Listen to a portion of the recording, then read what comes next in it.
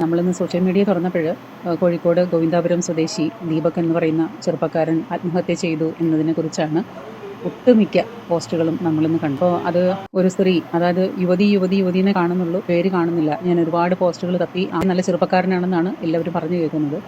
പക്ഷേ എന്തോ വിധി അദ്ദേഹത്തിന് ഇങ്ങനെ ഒരു ശിക്ഷയാണ് കൊടുത്തത്. അദ്ദേഹം ഇന്ന് ഈ ഭൂമി വിട്ടുപോയി. ജിഹാദി സ്ത്രീയാണ്. അവളുടെ മുഖം കണ്ടാലും അങ്ങനെ തന്നെ നല്ലൊരു ജിഹാദി തരം വിളങ്ങി നിൽക്കുന്നൊരു മുഖമാണ്. കാരണം ജിഹാദികളുടെ പണി എപ്പോഴും ചെയ്തുകൊണ്ടിരിക്കും. ജിഹാദി തരത്തിന് ഒരു രൂപത്തിനല്ല, അത് നമ്മളുടെ മുൻപിൽ പല രൂപങ്ങളിലായിട്ടാണ് ജിഹാദി തരം വരുന്നത്.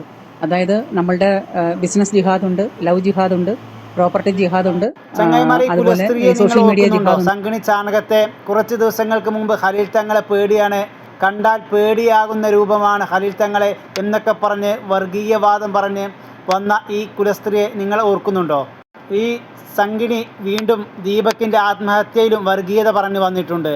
എന്താണെന്നല്ലേ, ദീപക്ക് മരിക്കാൻ കാരണക്കാരിയായ ഈ മുസ്ലിം സ്ത്രീ, ജംഷിദ എന്ന പേരുള്ള ഈ മുസ്ലിം സ്ത്രീയുടെ പേര് ഏതൊരു വീഡിയോയിലും രേഖപ്പെടുത്തുന്നില്ല എന്ന്, യുവതി എന്ന് മാത്രമാണ് രേഖപ്പെടുത്തുന്നത് എന്നാണ് ഈ അമ്മച്ചിയുടെ പുതിയ വർഗീയവാദം.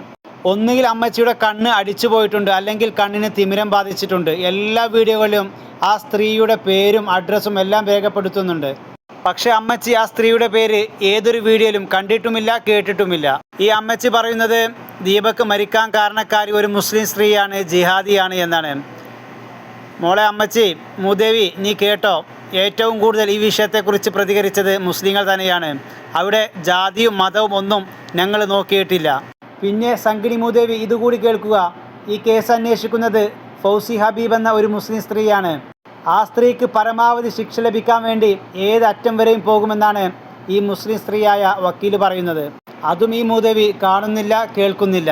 വിഷയത്തെക്കുറിച്ച് ഇനി വീഡിയോ ചെയ്യില്ല എന്ന് വിചാരിച്ചതാണ്. പക്ഷേ ഇതുപോലെയുള്ള ചാണക സംഖ്യകൾ മെനക്കെട്ടിറങ്ങിയാൽ എന്ത് ചെയ്യും?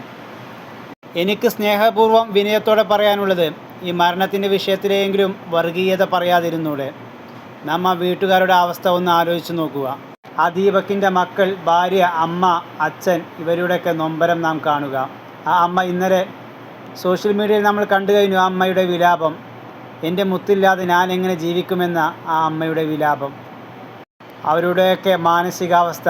ആ കുട്ടികളിപ്പോൾ അനാഥരാണ്, ആ ഭാര്യ ഇപ്പോൾ വിധവയാണ്, ആ അച്ഛനും അമ്മയും മകനെയാണ് നഷ്ടപ്പെട്ട്. ഇതിൻ്റെ ഇടയിലും ഇതുപോലത്തെ വർഗീയത കൊണ്ടുവന്ന് ചീറ്റുന്ന ഇതുപോലത്തെ സംഘിണിയെ എന്താണ് ചെയ്യുക?